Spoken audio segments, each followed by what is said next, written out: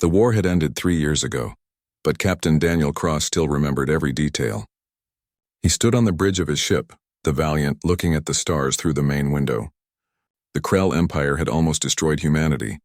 Earth itself had nearly fallen. Billions of people had died, and for a while it seemed like humans would disappear from the galaxy forever. But some species had helped them. When everything was dark and hopeless, a few civilizations had reached out their hands to pull humanity back from the edge. Daniel remembered all of them. Every human did.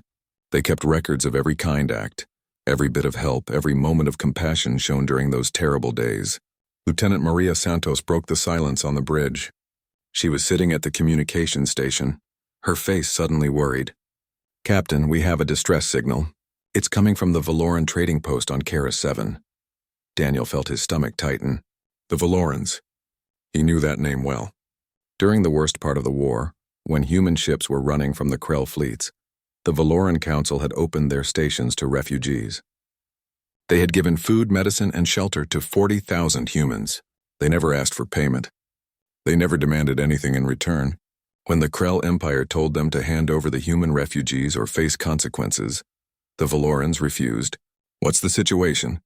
Daniel asked, walking closer to Maria's station. Maria listened to the message, her face getting more concerned. "A Krell warlord named Thaxon is demanding tribute from them. He has 12 warships, and he's threatening to destroy their station if they don't pay. They have 6 hours to decide." Daniel looked around his bridge. "How many of our ships are nearby?" "Just us, sir. The closest human fleet is 4 days away." Daniel didn't hesitate.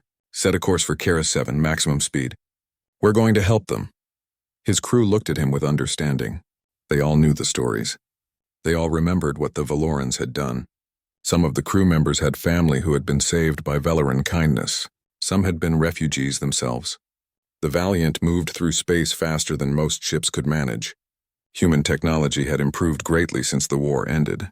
They had learned many lessons from nearly being destroyed. Now their ships were faster, stronger, and more dangerous than ever before. When they arrived at Kara 7, Daniel could see Thaxon's fleet surrounding the Valoran station. 12 Krell cruisers, each one heavily armed and ready for battle. The Valiant was just one ship, but Daniel didn't care about the numbers. He opened a communication channel to the station. An elderly Valoran named Orin appeared on the screen. Orin had 3 eyes, as all Valorans did, and his face showed both fear and surprise. "Captain Cross, I didn't expect anyone to come so quickly." "Thaxon has given us very little time." Daniel's voice was calm and strong. "You won't need that time, Orin. You helped us when we had nothing. Humanity doesn't forget. We remember every favor and we pay back every debt." Orin's 3 eyes grew wide. He had heard stories about human gratitude, about the detailed records they kept of everyone who had helped them during the war. But he never imagined they would risk a ship for a simple trading post. What Orin didn't know was that Daniel had already sent a message to Earth Command. The response came back immediately. Every human ship within range was ordered to go to Kara 7. Priority level was set to the highest possible. The message was simple but powerful. "The Valorans need us. All ships respond." Daniel then opened a channel to Thaxon. The Krell warlord appeared on screen, his face showing amusement. He was a large creature with thick armor plating and sharp mandibles that clicked when he laughed. "A single human ship comes to challenge my fleet. You must be very brave or very stupid." Daniel's expression didn't change. "Warlord Thaxon, you are ordered to leave Valoran space immediately. This is not a negotiation. This is a warning." Thaxon laughed loudly, the sound echoing through both bridges.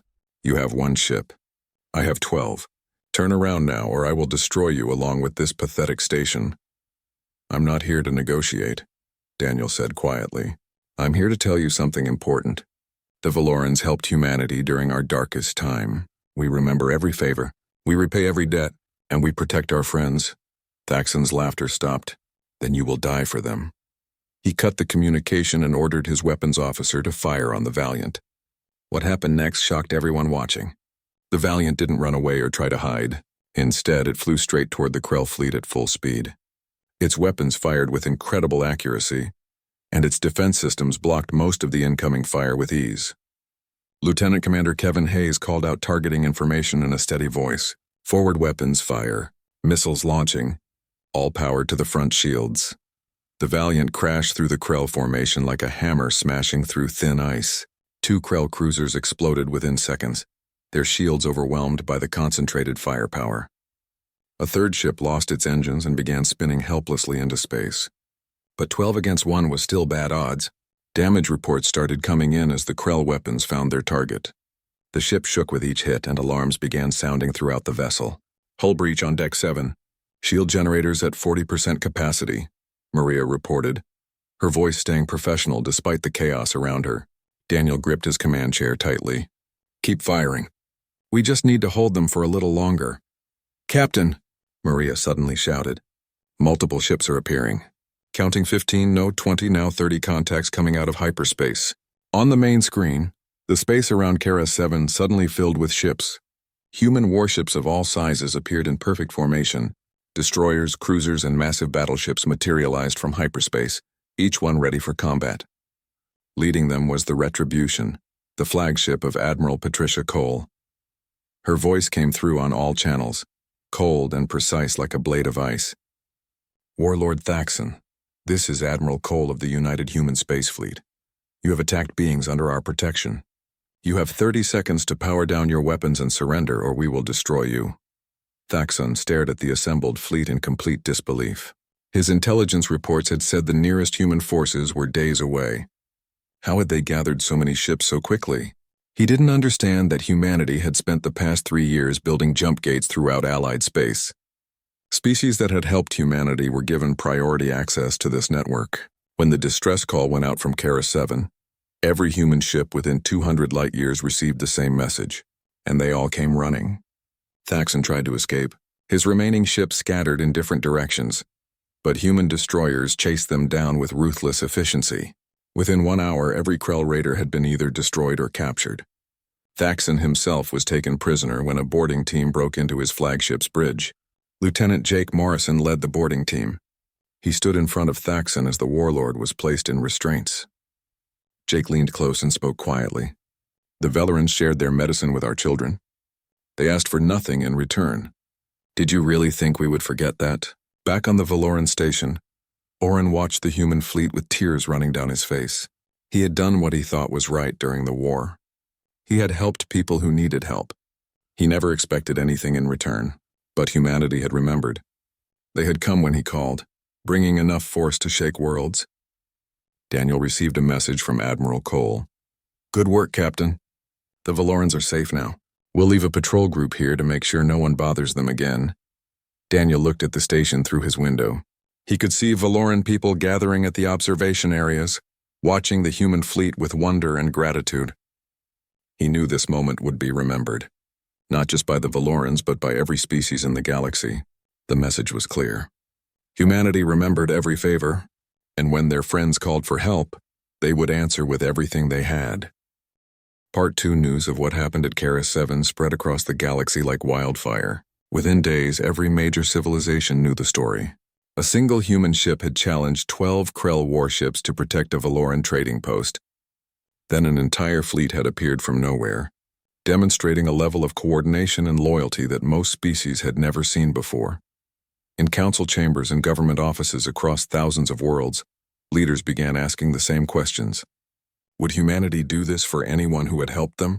How far would they go to repay old debts? And most importantly, what would they do to species that had refused to help during the war? Commander Lisa Park stood in a secure briefing room on Earth, addressing representatives from dozens of allied species. Behind her, a massive holographic display showed what looked like an ordinary database. But the information inside was anything but ordinary. This is the Gratitude Archive, Lisa explained, gesturing toward the display. During the Krell War, humanity faced complete destruction. Many species helped us even when it put them in danger. We recorded every single act of kindness, every sacrifice, every hand that reached out to pull us back from the edge. She pulled up a specific record and the representatives leaned forward to read it. The Valoran Council provided shelter to 40,000 refugees. They donated medical supplies worth 12 billion credits. When the Krell offered them rewards to turn over our people, the Valorans refused. They chose to protect humans even though it meant making the Krell Empire angry. Another record appeared on the screen. The Saurian Republic gave us their stealth technology. This allowed our evacuation ships to slip past Krell blockades. 200,000 civilians survived because of that decision. Without Saurian help, those people would have died. Lisa continued showing records. The Drexen Mining Guild provided raw materials when our economy had collapsed. They gave us supplies on credit and never demanded payment, even after we won the war. They trusted us when we had nothing. Representative Kesh of the Drexen shifted uncomfortably in his seat. He was a large, rock-like being who moved slowly but thought quickly. We did not expect repayment. It was simply the right thing to do. Lisa smiled warmly at him. We know that's exactly why we're doing this. Humanity has a saying, we take care of our own. And anyone who helped us when we were dying is now one of our own. The Gratitude Archive isn't just a history lesson. It's a promise. She pulled up a star map showing human space and the surrounding regions.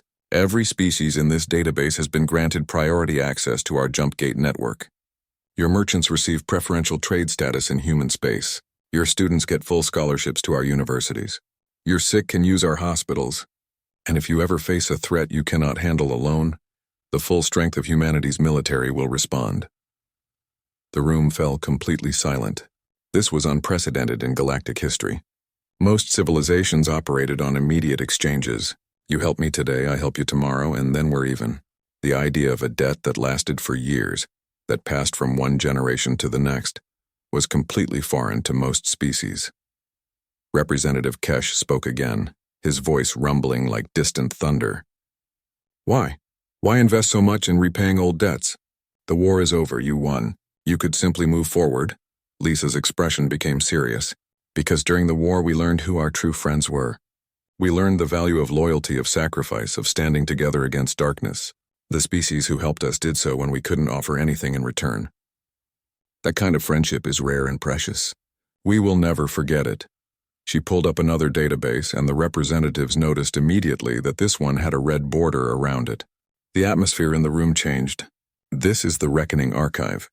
It contains records of every species that refused to help us. Species that profited from our suffering. Species that sided with the Krell Empire for their own gain. The silence in the room became heavy and uncomfortable. Several representatives looked at each other nervously. We're not seeking revenge, Lisa continued. But we have very long memories. We know which species sold weapons to the Krell, even after learning they were being used against civilian targets. We know which ones closed their borders to our refugee ships. We know which ones broadcast our fleet positions to Krell commanders in exchange for trade deals. She looked around the room, making eye contact with each representative. The galaxy is changing. Humanity is no longer desperate and weak. We're building something new here, a coalition based on mutual defense and genuine friendship. Our allies will prosper. They will have access to our technology, our markets, and our protection. But those in the Reckoning Archive? She let the sentence hang in the air. Later that evening, Lisa met with Captain Daniel Cross in a quiet restaurant overlooking Earth's rebuilt cities. The planet had recovered remarkably well in just 3 years. New buildings stood where ruins had been. Parks and gardens had been planted in areas that were once battlefields. But the people who lived through the war would never forget. Do you think they understood the message? Daniel asked, taking a drink of water. Lisa nodded slowly. They understood the threat. Whether they understand the loyalty part remains to be seen. Some species only think in terms of power and fear. The concept of genuine friendship is foreign to them. The Valorans understood, Daniel said. When I told Orin we were coming to help, he started crying. He said they had only done what any decent beings would do. They expected nothing in return. That's exactly why we'll move mountains for them, Lisa replied. The galaxy is full of species that only help when it benefits them. The ones that help despite the cost, those are the ones worth protecting. She pulled up a message on her tablet. Speaking of which, we just received word. The Saurian Republic is facing a border dispute with the Hexat Dominion. The Hexat are threatening military action if the Saurians don't give up 3 star systems. Daniel's expression hardened. The Saurians gave us their stealth technology. Without that, our evacuation ships would have been slaughtered by Krell patrols. Admiral Gregory Hunt is already moving the 7th Fleet into position, Lisa confirmed. He's making it very clear to the Hexat that any aggression against the Saurians will be considered an act of war against humanity. Good. Daniel finished his water. What about the Drexen mining dispute? Resolved yesterday. When the Tyrellian Syndicate realized that humanity was backing the Drexen claim, They withdrew their challenge immediately. They didn't even try to negotiate, Daniel smiled. The galaxy is learning. Yes, Lisa agreed. They're learning that humanity doesn't just remember grudges. We remember kindness, and we have the power to act on both.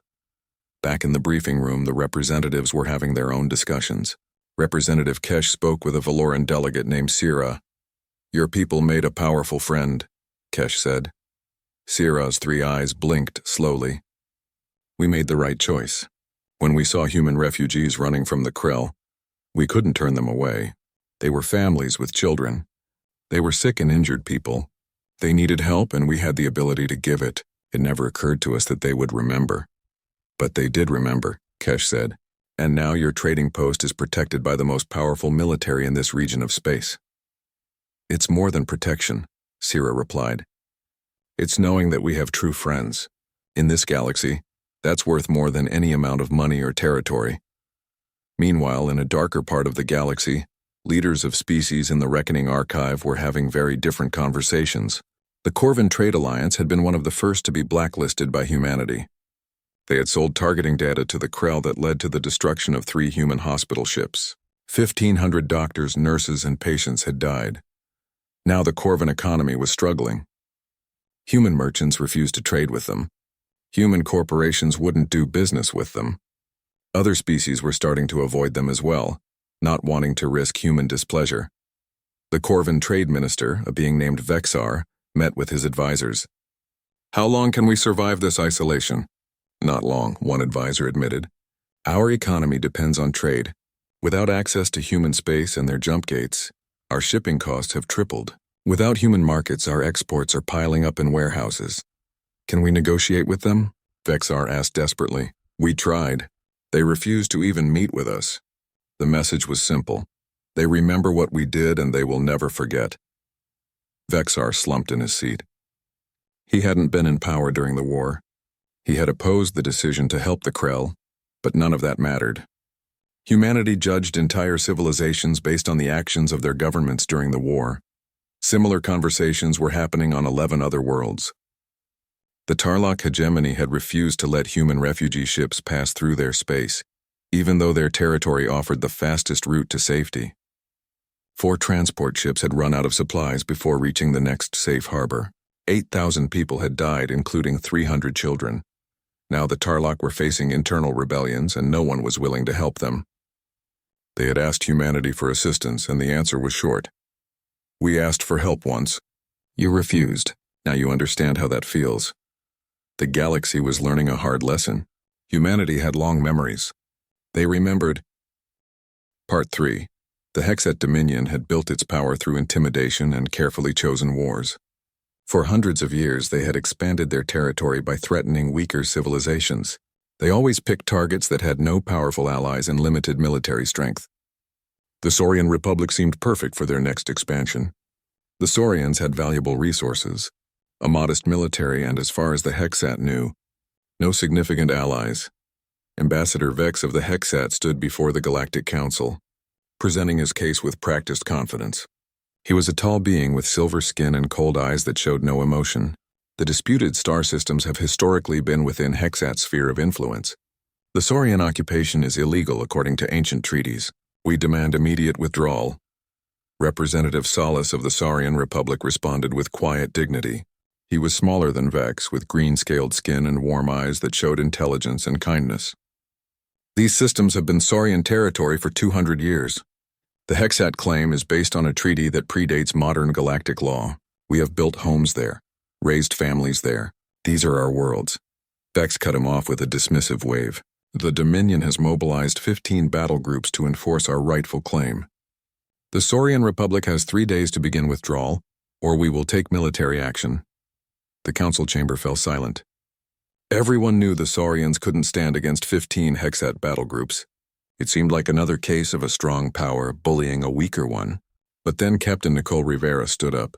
Nicole had been sitting quietly in the observation section, representing human interests at the council. Now every eye in the chamber turned to her. She was young for a ship captain, but her eyes held the weight of someone who had seen war and survived it. The Saurian Republic is under human protection, Nicole said calmly. Any military action against them will be met with immediate response from the United Human Space Fleet. Vex's confidence faltered for just a moment before he regained his composure. Humanity has no formal alliance with the Saurians. You have no legal standing in this dispute. We have something better than a legal alliance, Nicole replied. We have a debt of honor. During the Krell War, when human civilian ships were being hunted through space, the Saurian Republic provided us with their stealth technology. It was their most valuable military secret, and they shared it freely. 200,000 men, women, and children survived because of their help. She activated a holographic display that showed images from the war, Saurian engineers working alongside human technicians, installing stealth systems on evacuation ships, Saurian military vessels guiding human transports through dangerous space, Saurian politicians arguing with their own council to provide even more help despite the risks. They risked their own security to save our people, Nicole continued. They asked for nothing in return. They helped because it was the right thing to do. We will not stand by while they face threats from opportunistic aggressors. Vex tried to regain control of the situation. This is absurd. You would risk war over an old favor?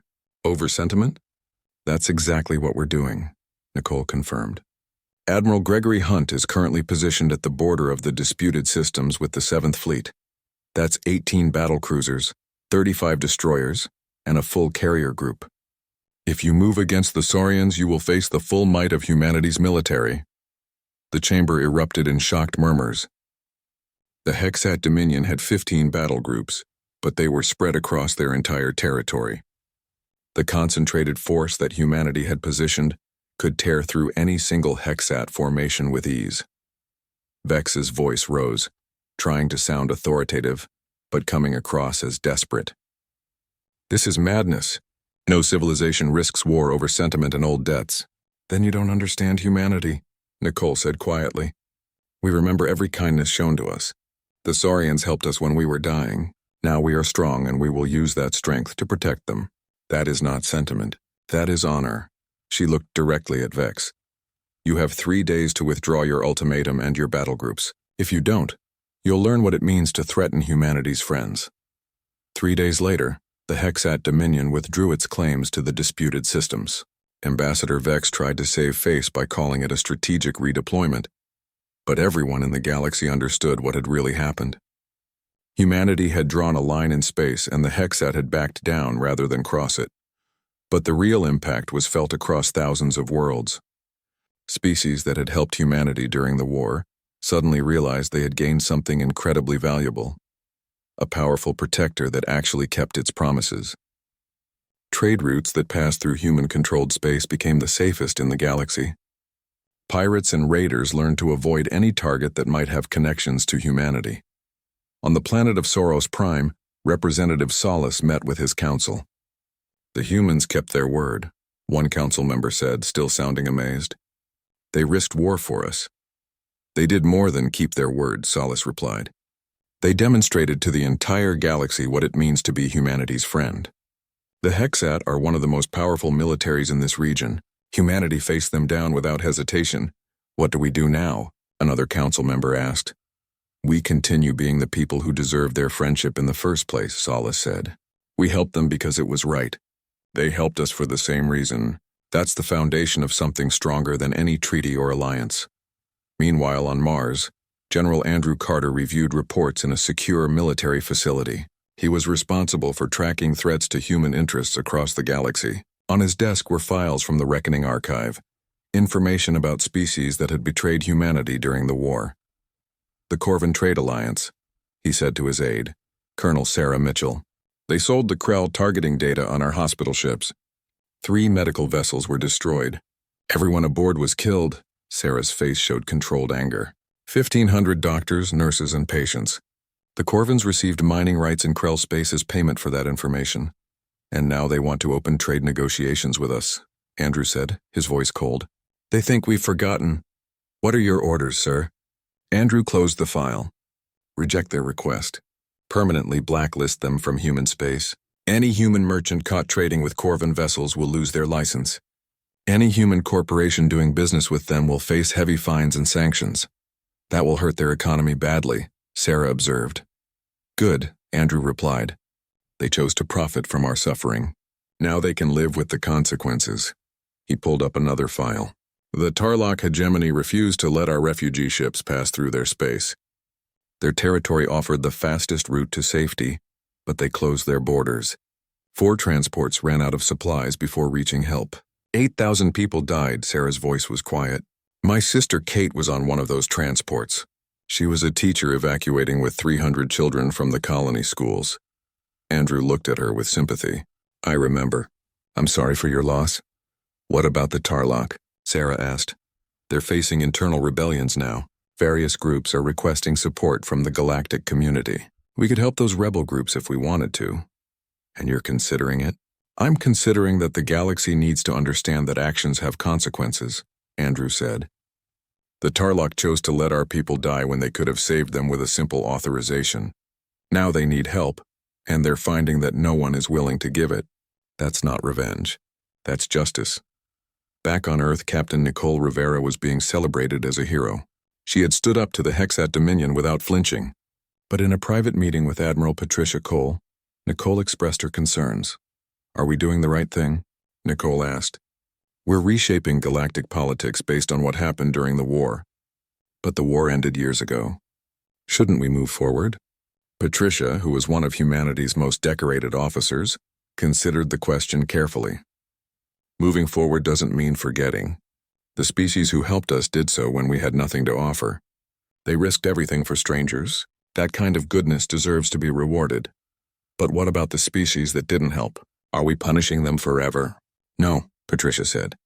We're simply choosing not to help them in return. There's a difference. We're not attacking the Corvins or the Tarlok. We're just refusing to trade with them or support them. They made choices during the war. Now they live with those choices. Some people say we're being too harsh, and some people have short memories, Patricia replied.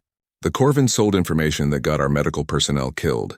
The Tarlok let our children die when they could have saved them. How is remembering that being too harsh? Nicole didn't have an answer to that. Instead, she asked, what about species that want to be our friends now? Species that weren't involved in the war? We treat them fairly and professionally, Patricia said. But they don't get the same priority as the Valorans or the Saurians or the Drexen. Those species earned their place through sacrifice. New friends will have to earn trust over time. So there are levels of friendship? Of course. You don't treat a new acquaintance the same way you treat someone who saved your life. The conversation reflected a larger debate. Part 4. 5 years after the incident with the Hexat Dominion, humanity had established a new order in their region of the galaxy. The Gratitude Archive had become more than just a list. It was a roadmap for prosperity and security. Species in the archive enjoyed benefits that others could only dream of. Meanwhile, the Reckoning Archive served as a warning that echoed across 1,000 worlds.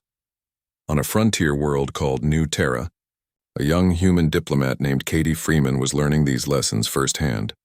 She had been assigned to negotiate with the Zelka Consortium, a species that had no involvement in the war. They simply wanted to establish normal trade relations with humanity. The Zelka representative, a being with blue skin and 4 arms named Kelton, presented his proposal. We seek a standard trade agreement, equal tariffs on both sides, mutual defense clause in case of external threats, technology exchange protocols for civilian applications. Katie reviewed the terms carefully. They were reasonable and fair, but she could see the disappointment in Kelton's expression when she didn't immediately show enthusiasm. You were expecting something more, Katie observed. Kelton shifted uncomfortably. We had heard that humanity treats its friends with extraordinary generosity. We had hoped that your reputation extended to potential allies, not just old friends from the war. Katie understood the problem immediately. The Gratitude Archive had created expectations that humanity would shower everyone with loyalty and benefits. But species that came after the war didn't understand the context. They didn't realize what it meant to help someone who had nothing. Let me be very clear, Katie said carefully.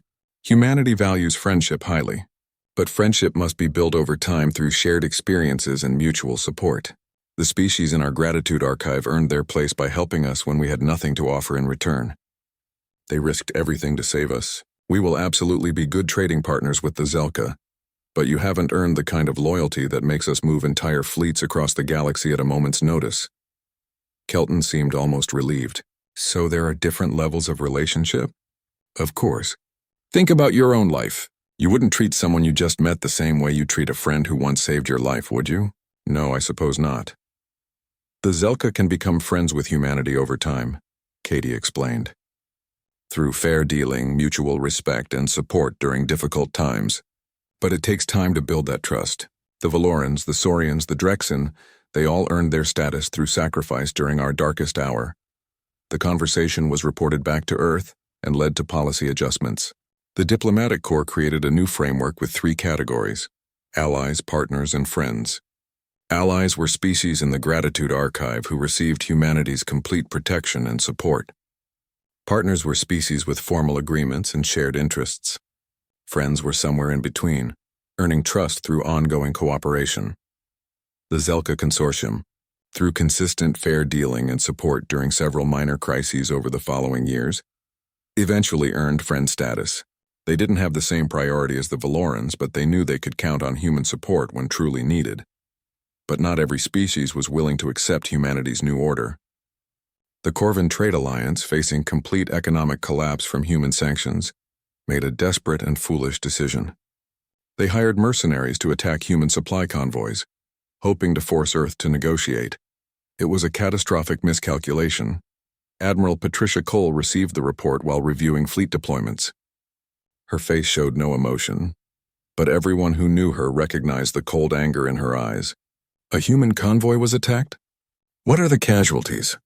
20 dead, Admiral, her communications officer reported. The escort ships fought off the raiders, but 1 freighter was destroyed before they could help. Intelligence confirms the raiders were hired through Corvan intermediaries. Patricia's voice became like ice. Launch Operation Reckoning. Activate all units. Within hours, human warships appeared throughout Corvan space. They didn't invade or attack. They simply formed a blockade. Every Corvan trade ship was turned away from human-controlled space. Every jump gate that could give Corvan vessels faster travel was closed to them. Human destroyers shadowed Corvan merchant convoys, warning other species that trading with the Corvans would result in similar treatment. Within 1 week, the Corvan economy was in freefall. Goods piled up in warehouses because ships couldn't reach their markets. Factories shut down because raw materials couldn't be delivered. Within 2 weeks, their government collapsed as angry citizens demanded change. By the end of the month, a new Corvan administration was desperately asking for peace talks. Commodore Nicole Rivera, who had been promoted after her success with the Hexat, represented humanity at the negotiations. The new Corvan leader was a merchant named Telax who seemed genuinely different from the previous government. "We acknowledge the crimes committed by our former government during the war," Telax said, his voice heavy with regret. "We are prepared to pay reparations for the damage we caused." Nicole shook her head. "We don't want your money. We want you to understand something fundamental about humanity. We protect our friends with everything we have. And we punish our enemies with the same commitment. Your previous government sold targeting data that resulted in the deaths of 1,500 medical personnel. Now you've learned the cost of that decision. What do you want from us?" Telax asked, sounding desperate. 3 things, Nicole said. First, a complete public admission of what your government did during the war. Every detail. Every person involved. Second, full disclosure of everyone who participated in those decisions. Third, a guarantee written into your new constitution that it will never happen again. And if we do all this, then in 20 years, perhaps 30, we might consider allowing limited access to human space again. But the individuals who authorize those attacks will never be welcome on human worlds. Their names will remain in our records forever. Telax looked shocked. 20 years of isolation? Be grateful it's not longer, Nicole said coldly. Some species in the Reckoning Archive will never be forgiven in our lifetimes.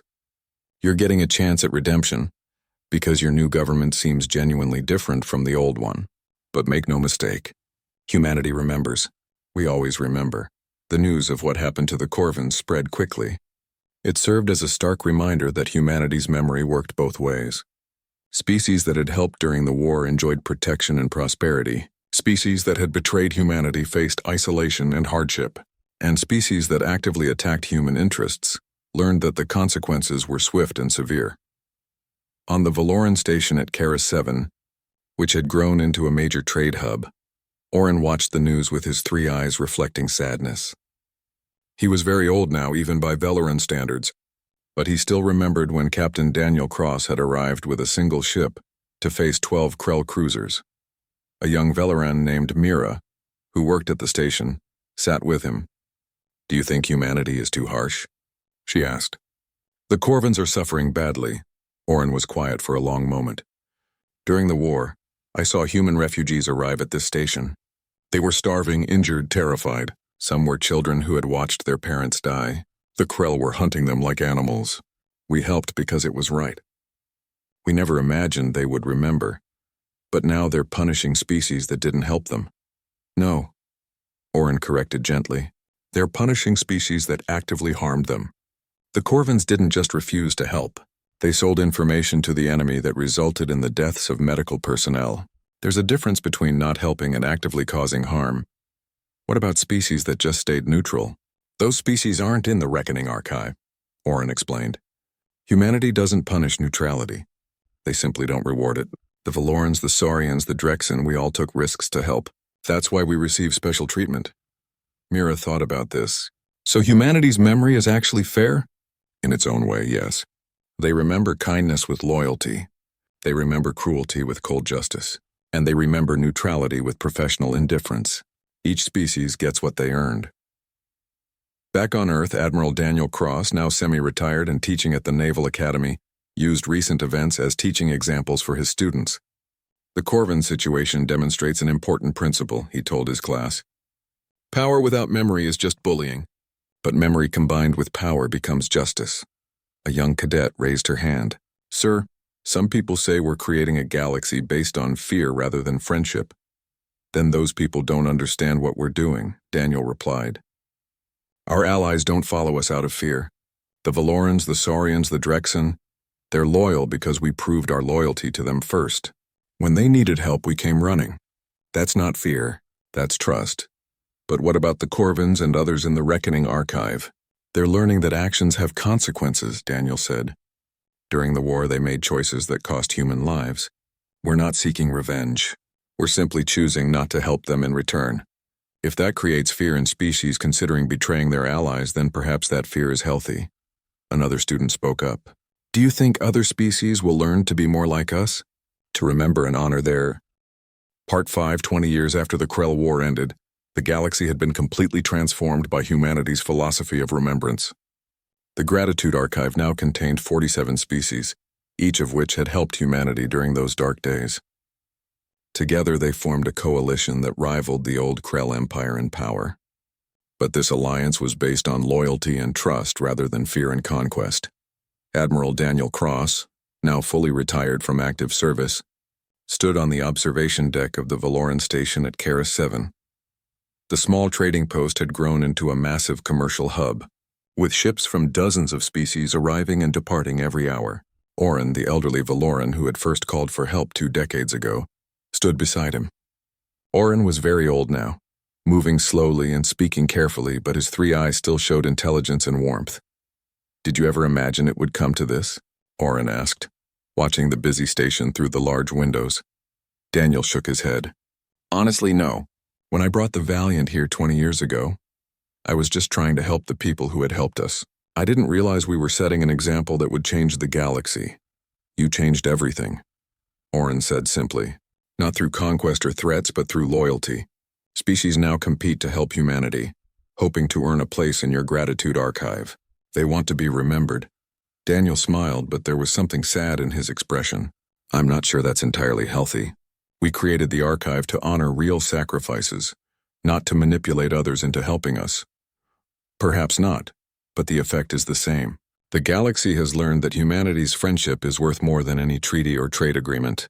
It's worth protection, investment, and genuine loyalty over generations." A message appeared on Daniel's communication device. He read it and let out a long breath. "The Council wants me back on Earth. Another diplomatic situation that needs my advice." "The Hexat causing problems again?" Orin guessed. "No, someone new this time. The Vryn Collective is asking for help dealing with pirates. They're claiming they helped humanity during the war by maintaining strict neutrality." Orin's central eye narrowed with what might have been skepticism. "I remember the Vryn. They didn't help you. They simply didn't hurt you. Is that worth the same as what we did?" That's exactly what I need to help decide, Daniel said. Back on Earth, the debate in the council chambers was intense. Admiral Lisa Park, who now held the position of Secretary of Interstellar Relations, presented the case to the assembled leaders. The Vryn maintained complete neutrality during the war, she explained, showing data on a large display. They didn't help us, but they also refused to help the Krell. Now they're facing a serious pirate problem that's destabilizing their entire region. General Andrew Carter, now Chief of Defense, shook his head firmly. Neutrality isn't friendship. They had the chance to help and chose not to. That was their right, but it doesn't earn them a place in our protection system. But they didn't hurt us either, Admiral Patricia Cole pointed out. The Reckoning Archive is for species that actively worked against us. The Vryn just stayed out of the conflict entirely, which was their choice, Andrew agreed. But it doesn't create a debt on our side. We can't extend ourselves to protect every species that simply didn't attack us. That's not sustainable. Lisa pulled up a star map showing trade routes. But look at the strategic situation. The Vryn territory sits between human space and the Saurian Republic. If pirates destabilize that region, it will affect our allies' trade routes significantly. So we're helping them because it serves our strategic interests, not because of any debt, Daniel said, joining the meeting through a holographic projection. Exactly, Lisa confirmed, which is just normal diplomacy. The question is whether we frame this as repaying a favor, which would add them to the gratitude archive, or simply as protecting our interests. After hours of discussion, they reached a decision. Humanity would help the Vryn deal with their pirate problem, but it would be framed as protecting important trade routes, not as repaying any debt. The Vryn would not be added to the gratitude archive, but neither would they be treated as enemies. It was a practical decision, but it highlighted a growing concern among human leadership. The galaxy was starting to see humanity as either saviors or judges, with no middle ground between those extremes. Meanwhile, something unexpected was happening in the territories of species listed in the Reckoning Archive. The Tarlok hegemony, which had refused passage to human refugee ships 20 years ago, had undergone a complete governmental change. The new democratic government issued a formal apology for the actions of their predecessors and asked for a chance to make amends. The request eventually reached Admiral Lisa Park's desk. She read the Tarlok statement carefully, noting the specific acknowledgments of their past, mistakes in their concrete proposals for making things right. They're offering complete access to their territory for humanitarian missions, she told her staff. They want to build a memorial for the refugees who died and establish scholarships for the descendants of those victims. Is it genuine? Her assistant asked skeptically. I believe it might be. But the question isn't whether they're sincere. The question is whether we're ready to consider forgiveness. Lisa called a special meeting with survivors and families of people who had died when the Tarlok refused passage to the refugee ships. Among them was Colonel Sarah Mitchell, whose younger sister Kate had died on one of those doomed transports. They're asking for forgiveness, Lisa explained to the assembled group. Not just from the government, but from all of you. The people who actually paid the price for their decision 20 years ago. Sarah sat quietly for a long moment, her face showing the weight of old pain. My sister Kate was a teacher. She was evacuating with 300 children from the colony schools on Gamma Station. The Tarlok could have saved them with a simple authorization to pass through their space. It would have cost them nothing. Instead, they chose to close their borders, and Kate's transport ran out of life support before reaching the next safe zone. I know, Lisa said gently. I won't accept any apology or make any deals without input from people like you. People who suffered because of their choice. What do you personally think we should do? Sarah asked. Lisa considered her words carefully. I think memory is important. We should never forget Kate and the others who died. But I also think redemption has to be possible. Otherwise, we're just perpetuating cycles of hatred. The question is whether the Tarlok have truly changed, and whether we can accept their attempts to make amends without forgetting what happened. Sarah looked at the other families in the room. Slowly, some nodded. Others remained uncertain. Finally, Sarah spoke. We can't bring Kate back. We can't change what happened. But maybe we can show the galaxy that humanity doesn't just remember cruelty. We also remember when people try to make things right. 6 months later, Admiral Lisa Park stood at a newly constructed memorial on a Tarlok world.